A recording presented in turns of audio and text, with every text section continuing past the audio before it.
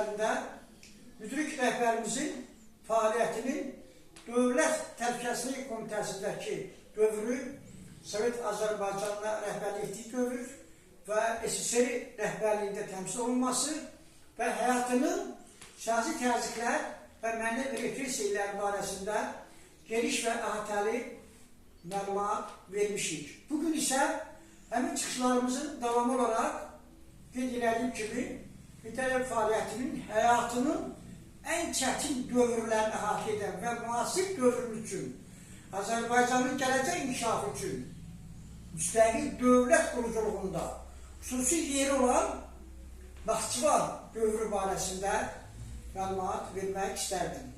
Qeyd eləmək lazımdır ki, müdrik rəhbərimiz müasir Azərbaycan dövlətinin qurucusu olanısı, yəni müasir Azərbaycanın müharibi tarixini, Azərbaycanın gələcəyini görür və düşünülmüş kimi hələ 50-ci illər ortalarından başlayaraq 2003-cü ilə qədərki dövrdə iqtisadi sosial bazasını qurub etməyə başlamış və qurmuş və yeni ictimai siyasi münasibətlər sistemində yeni əsaslar üzərində qurmuş Heydər Əliyevin fəaliyyətinin Naxçıvan dövrü iki böyük dövrü əhatə edir. Yəni birinci dövr başlayır 40-cı illərin əvvəllərindən. Yəni Heydər Əliyevin Naxçıvandan başlanan yolu ən uğurlu yol olmuşdur. Azərbaycanı işıqlı, nurlu, gələcəyə doğru aparan yolun başlanğıcı olmuşdur, əsaslarını qurmuşdur. Yəni Heydər Əliyev 1941-ci ildə İkinci Dünya Müharibəsinin davamı olaraq Böyük Vətən Müharibəsinin başlanması ilə əlaqədar olaraq hərbi xidmətə getmək üçün Naxçıvana qayıtmışdır və Naxçıvan Dövlət Təhlükəsizlik Xidmətinin, sonra Xalq Daşlar Komissarlığının rəhbərliyi Heydər Əliyevin dünya görüşünə, savadına, bacarığına, yüksək intellektinə, fəlsəfi düşüncə tərzinə, qamətinə, duruşuna, baxışlarına və hadisələrə qabaqlayıcı münasibət göstərmək bacarığına yüksək qiymət verərək onu Xalq Daşlar Komissarlığının Dövlət Təhlükəsizlik Komitəsinin hərbi sahəsində, hərbi əks kəşfiyyat sahəsində işə qəbul etmişdir. Və o zaman Dövlət Təhlükəsizlik Komitəsinin Xalq Daşlar Komissarlığının sədri olan, rəisi olan Məhəmməd Zeynalov ilk dəfə olaraq Heydər Əliyevin 18 yaşı olarkən ona çox böyük siyasi qiymət vermişdir ki, Heydər Əliyev çox intellektli, bacarıqlı, dünya görüşlü gəncdir. Şəxsiyyət kimi artıq formalaşmağa başlamışdır. Onun bilindən, təcrübəsindən, bacarığından biz hərbi kəşfiyyat sahəsində istifadə etsək daha məqsədə uyğun hesab olunan, nəinki cəbhə xəttinə geçsin. Yəni cəbhə xəttinə gedənlərin araşdırılması, yoxlanılması və s. istiqamətlərdə Heydər Əliyev bu sahədə çox böyük işlər görmüşdür. Biz bu barədə danışmışıq. Yəni demək istəyirəm ki, Heydər Əliyev fəaliyyətinin Naxçıvan dövrü iki dövrü qeyd edildiğimiz ki, birinci dövrü 41-ci ildən başlayır, 1948-ci ilə qədərki dövrü. Yəni 48-ci qədərki dövrdə Heydər Əliyev Naxçıvan Dövlət Təhlükəsizlik Komitəsində müxtəlif vəzifələrdə çalışaraq onun fəaliyyətinə, işinə yüksək qiymət verilərək yüksək peşəkar, ixtisaslı kadrlar hazırlayan Dövlət Təhlükəsizlik Komitəsi üçün kadrlar hazırlayan, Belqradda olan Təhlükəsizlik Komitəsinin akademiyasında, ali məktəbində, Moskvada oxumağa göndərilir və onun davamı olaraq 50-ci illərdən etibarən Bakı şəhərində fəaliyyət göstərmişdir. Bakı şəhərində Azərbaycan SSR Dövlət Təhlükəsizlik Komitəsinin hər bir kəşfiyyat şöbəsində bölmə rəisi vəzifəsində işləmişdir. Və sonra şöbə rəisi, komitə sədri müavini, komitənin sədri və general və eyni zamanda Azərbaycan Respublikasının rəhbəri SSR rəhbərlərindən biri olaraq böyük inkişaf yolu gedir. Yəni, bu birinci mərhələnin hatidir. Yəni, birinci mərhələnin ən böyük tarixi əhəmiyyəti ondan ibarətdir ki, Heydər Əliyev çox böyük siyasi xaradim olaraq Dövlət Təhlükəsizlik Komitəsində yetki şəklində inkişaf etmişdir. Yəni, bütün dünya siyasətini, dünya iqtisadiyyatını, dövlətlər arası münasibətləri, xalqlar arası münasibətləri çox dərindən mənimsəmişdir.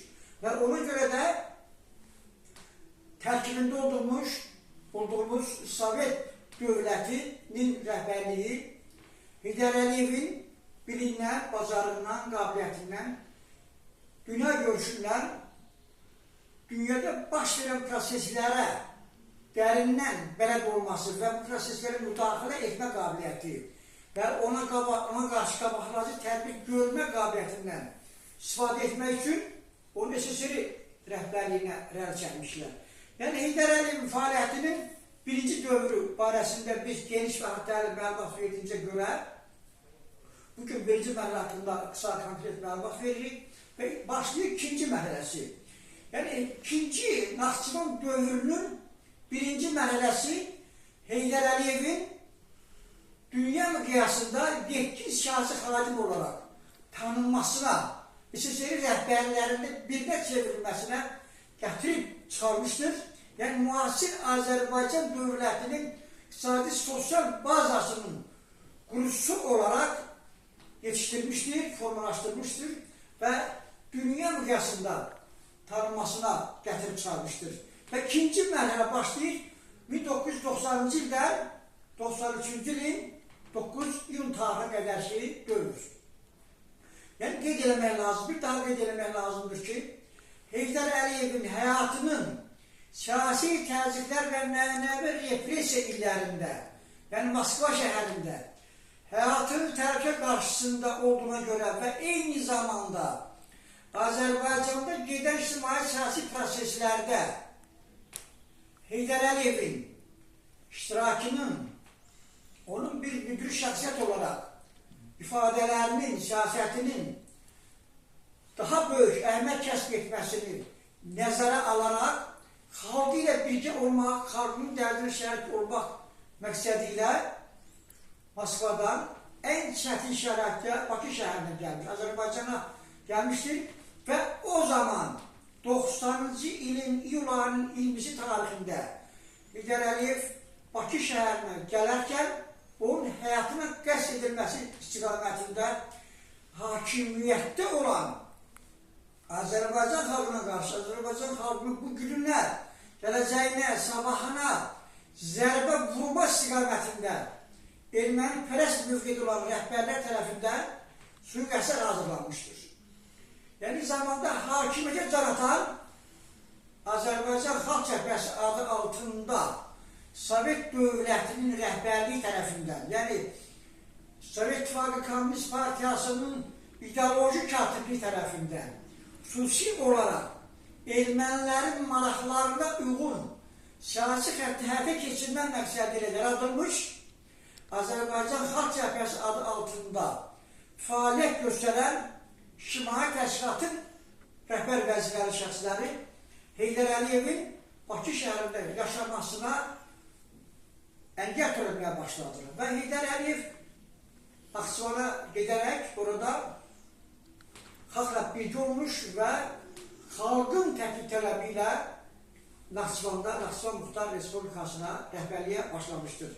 Yəni, Heydər Əliyev Naxçıvana səfər etdikdən sonra Naxçıvanda yaşamağa başladığı illərdən etibarən Naxçıvan əhalisi və Azərbaycan Respublikasının digər ərazilərində, şəhərlərində, kəndlərində, qəsəbələrində olduğu kimi bir nəfər kimi Heydər Əliyevə dəstəyi ifadə etmişdir.